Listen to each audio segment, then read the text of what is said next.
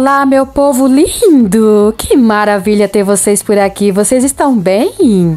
Bom dia, boa tarde, boa noite. Bem-vindos a este vídeo. Você chegou no canal Andréia e André na Real, um casal cristão mostrando a sua rotina em tempo real. E o vídeo de hoje é um vlog no qual vocês vão acompanhar um pouquinho da nossa rotina de segunda-feira. Acordei bem cedo, já fiz bastante coisa aqui em casa, então eu vou dar continuidade na minha rotina e vocês vão acompanhar mais coisas que eu irei fazer.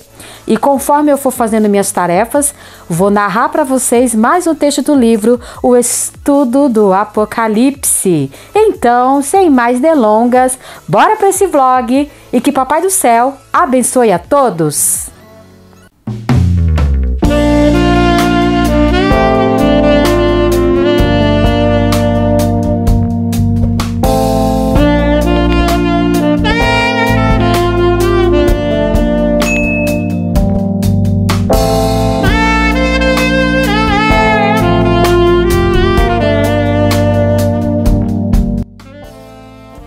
Bom, meus amores, vamos continuar o assunto a respeito das vozes que anunciam o juízo de Deus e falaremos hoje a respeito da terceira voz.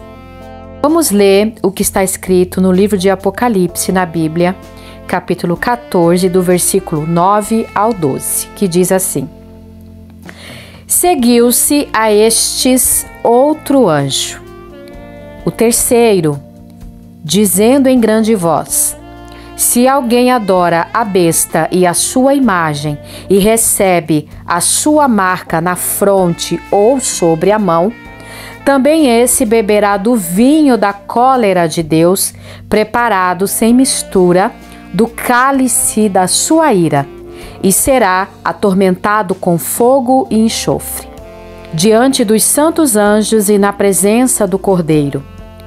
A fumaça do seu tormento sobe pelos séculos dos séculos, e não tem descanso algum, nem de dia, nem de noite. Os adoradores da besta e da sua imagem, a quem quer que receba a marca do seu nome. Aqui está a perseverança dos santos, os que guardam os mandamentos de Deus e a fé em Jesus. Enquanto o primeiro anjo anuncia o juízo de Deus sobre todas as nações e línguas, e o segundo anuncia a queda da Babilônia, descrevendo-a como objeto de juízo divino, o terceiro anjo focaliza o que acontecerá com os adoradores da besta e da sua imagem. O terrível pecado da adoração da besta e da sua imagem trará a todos os seus seguidores a maldição do inferno. É importante notarmos que duas vezes o anjo se refere ao pecado que durante a grande tribulação leva as pessoas a essa maldição. Aliás, é bom que se diga que a maldição do inferno não é só para aqueles que adoram a besta e a sua imagem, não. Todos os que têm rejeitado a mensagem da cruz, que não têm renunciado a si mesmos e não praticam a palavra de Deus, também terão o mesmo destino dos adoradores da besta. Atualmente não são os anjos que anunciam esta mensagem, mas os servos de Deus, espalhados por todo o mundo. Mas o teor da mensagem é o mesmo, conforme o que está escrito em Marcos, capítulo 16, versículo 16. Quem crer e for batizado será salvo. Quem, porém, não crer será condenado. Muitos supostos cristãos têm acreditado que os seus grandes conhecimentos bíblicos poderão salvá-los da maldição do inferno. Outros têm achado que a sua frequência à igreja, os seus dízimos e as suas ofertas são suficientes, mas o apóstolo Paulo, dirigido pelo Espírito Santo, disse: Portanto, os que estão na carne não podem agradar a Deus. Vós, porém, não estáis na carne, mas no Espírito, se de fato o Espírito de Deus habita em vós. E se alguém não tem o Espírito de Cristo, esse tal não é dele. Isto está escrito no livro de Romanos, capítulo 8, versículos 8 e 9.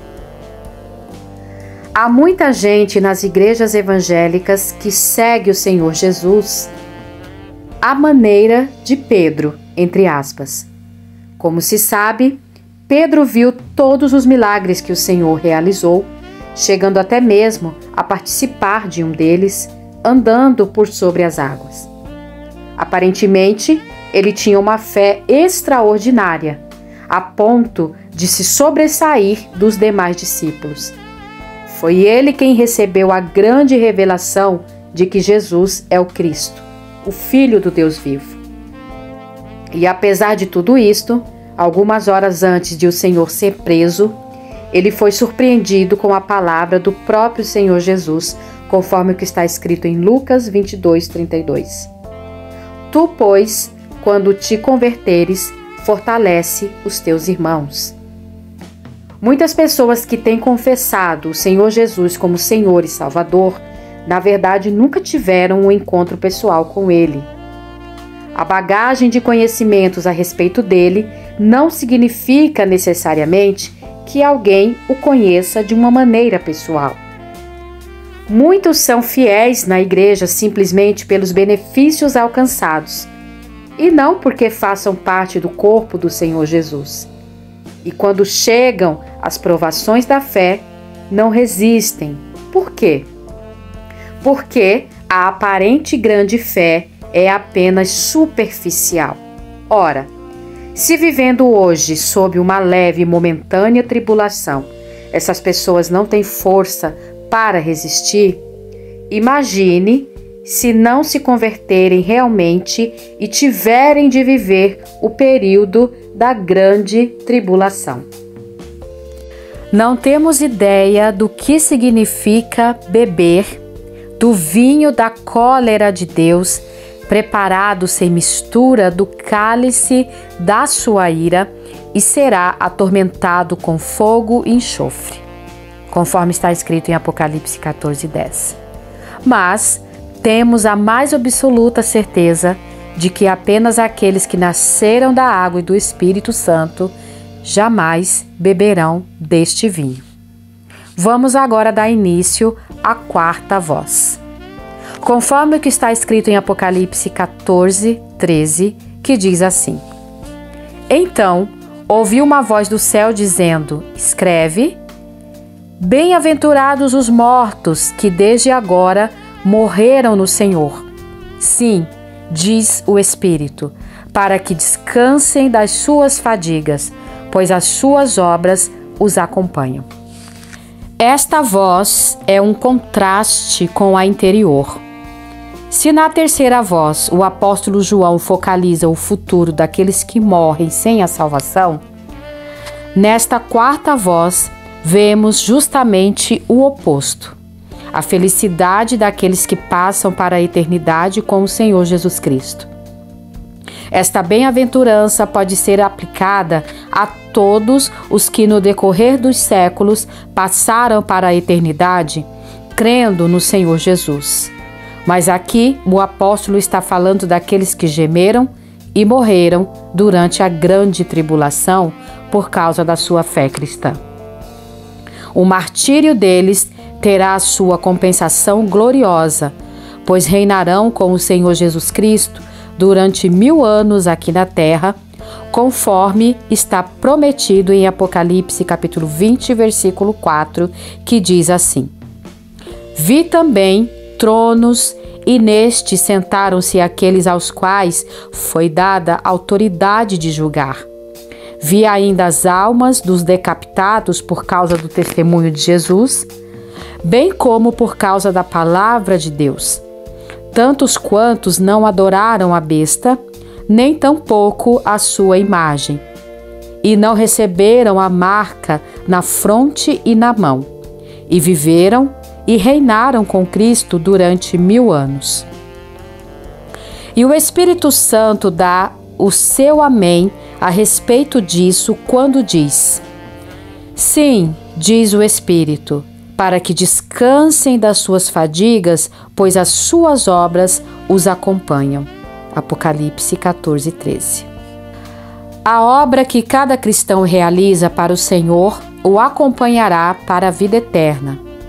Há uma promessa especial para aqueles que lavam as suas vestiduras no sangue do Cordeiro durante a grande tribulação. A sua morte no Senhor tem por consequência coroamento e grande honra. Através do seu martírio, eles se tornam participantes de algo muito mais superior do que se continuassem com vida. Na volta do Senhor, em grande poder e glória, eles participarão da primeira ressurreição, conforme o que está escrito em Apocalipse, capítulo 20, versículos 5 e 6. Esta é a primeira ressurreição. Bem-aventurado e santo é aquele que tem parte na primeira ressurreição. Sobre esses, a segunda morte não tem autoridade. Pelo contrário, serão sacerdotes de Deus e de Cristo e reinarão com ele os 1000 anos. Agora, meus amores, vamos começar a leitura a respeito da visão do Armagedon. Conforme o que está escrito em Apocalipse, capítulo 14, versículo 14 ao 20. Olhei, e eis uma nuvem branca, e sentado sobre a nuvem, um semelhante a filho de homem, tendo na cabeça uma coroa de ouro, e na mão uma foice afiada. Outro anjo saiu do santuário, gritando em grande voz para aquele que se achava sentado sobre a nuvem: Toma a tua foice e ceifa, pois chegou a hora de ceifar, visto que a seara da terra já amadureceu. E aquele que estava sentado sobre a nuvem passou a sua foice sobre a terra, e a terra foi ceifada. Então saiu do santuário, que se encontra no céu, outro anjo, tendo ele mesmo também uma foice afiada. Saiu ainda do altar outro anjo, aquele que tem autoridade sobre o fogo, e falou em grande voz ao que tinha a foice afiada, dizendo: Toma a tua foice afiada e ajunta os cachos da videira da terra, porquanto as suas uvas estão amadurecidas. Então o anjo passou a sua foice na terra, e vindimou a videira da terra, e lançou-a no grande lagar da cólera de Deus. E o lagar foi pisado fora da cidade, e correu sangue do lagar até aos freios dos cavalos, numa extensão de 1.600 estádios. A introdução "olhei e eis" indica que a visão tida por João agora é sobremodo magnífica. Na vez anterior, quando se expressou assim, ele teve a visão do Cordeiro em pé sobre o Monte Sião, com os 144.000 selados. Mas aqui ele tem uma visão muito mais ampla, pois vê o Cordeiro sentado numa nuvem branca, coroado com uma coroa de ouro e uma foice afiada na mão. Significa que João procura descrever a volta do Senhor Jesus em glória e majestade, para executar o juízo na terra, sobre toda a humanidade rebelde e sobre o anticristo e o falso profeta. Por isso o apóstolo vê primeiro o poder do Filho de Deus em movimentação, conforme que está escrito em Apocalipse 14:14. Olhei, e eis uma nuvem branca, e sentado sobre a nuvem, um semelhante a filho de homem. No Apocalipse encontramos diversas situações em que se descreve o poder do Senhor Jesus. Quando está assentado sobre o cavalo branco, Apocalipse 19:11, indicando o seu poder que avança, quando Deus Pai e o Cordeiro estão sentados no trono, Apocalipse 22:1, que é o poder repousante, e quando está sentado sobre uma nuvem que aponta o seu poder de execução de juízo, Apocalipse 14:14. Não resta a menor dúvida de que a pessoa sentada sobre a nuvem é o Senhor Jesus Cristo, pois o profeta Daniel fez alusão a ele. E o próprio Senhor Jesus se referiu a esse mesmo dia, dizendo: Eu estava olhando nas minhas visões da noite, e eis que vinha com as nuvens do céu um como filho do homem, e dirigiu-se ao ancião de dias, e o fizeram chegar até ele. Foi-lhe dado domínio e glória e o reino, para que os povos, nações e homens de todas as línguas o servissem. O seu domínio é domínio eterno, que não passará, e o seu reino jamais será destruído. Daniel, capítulo 7, versículos 13 e 14. Em Mateus 24:30 temos: Então aparecerá no céu o sinal do Filho do Homem. Todos os povos da terra se lamentarão e verão o Filho do Homem vindo sobre as nuvens do céu, com poder e muita glória. Além disso, quem mais poderia vir sobre as nuvens, tendo uma coroa de ouro na cabeça e uma foice afiada na mão? O Senhor Jesus Cristo é o único Rei dos reis, Senhor dos senhores, coroado com grande poder e glória, que traz consigo a foice da justiça divina. A foice afiada está erguida não para recolher frutos, mas para ceifar o que não presta. Ela é o instrumento de juízo da vingança divina que prepara a terra para os 1000 anos de paz. Aliás, na Bíblia, a foice nunca é utilizada para recolher frutos. Esta, aliás, é a única vez em toda a Escritura que encontramos a descrição do Senhor como uma foice afiada na mão, sinal de algo extremamente terrível para os adoradores da besta, para o anticristo e para o falso profeta. A execução do juízo divino com relação a eles é o motivo desta vinda do Senhor Jesus, que também é chamada de Armagedon, ou luta final dos povos, e várias vezes é citada no Apocalipse. Bom, meus amores, isso é tudo na leitura de hoje. No próximo vlog darei continuidade. Seguimos no vlog.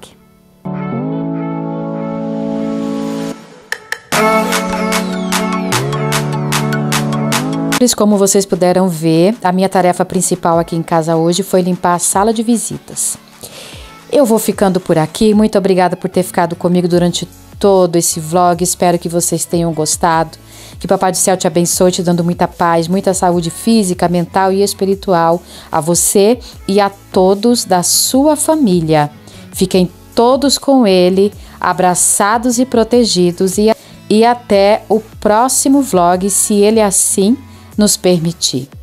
Não esqueçam de deixar o seu like, de se inscrever no canal, de fazer aquele comentário carinhoso aqui embaixo e de compartilhar com o máximo de pessoas. Afinal de contas, o canal Andréia e André na Real é um canal voltado para a família cristã. Tentamos, de alguma forma, ajudar as pessoas através da nossa rotina de família cristã e também através da palavra de Deus narrada aqui nesse vídeo. Se cuidem, amamos você e amamos a sua alma. Tchau!